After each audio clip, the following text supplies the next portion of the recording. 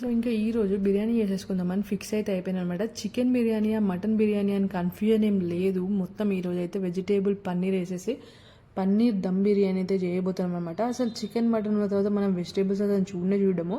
So ఇలాంటప్పుడే మనం చూస్తాము వినాయక చవితి నాన్ వెజ్ కాబట్టి ఇక వెజిటేబుల్స్తో చేసేద్దామని చెప్పేసి అన్ని వెజిటేబుల్స్ అండ్ పన్నీర్ అయితే తీసుకొచ్చేసి మ్యారినేట్ చేసేది అయితే పక్కకు పెట్టేసిన అనమాట ఒక ½ అవర్. సో ½ అవర్ పక్కకు పెట్టేసిన తర్వాత మంచిగా ఆయిల్ నెయ్యి వేసి అన్ని మసాలాలు వేసేసి ఆనియన్స్ పచ్చిమిర్చి అన్నీ వేసేసినాక ఈ వెజిటేబుల్స్ కూడా వేసి మంచిగా గోలిన తర్వాత ఇక హాఫ్ బాయిల్ రైస్ అయితే వేసినాను. దాని మీద ఫ్రైడ్ ఆనియన్స్ కొత్తిమీర పుదీనా అండ్ పన్నీర్ ముక్కలు కూడా వేసినాను. కొన్నేమో గ్రేవీలో వేసాను, కొన్నేమో సపరేట్గా వేస్తుంది అనమాట.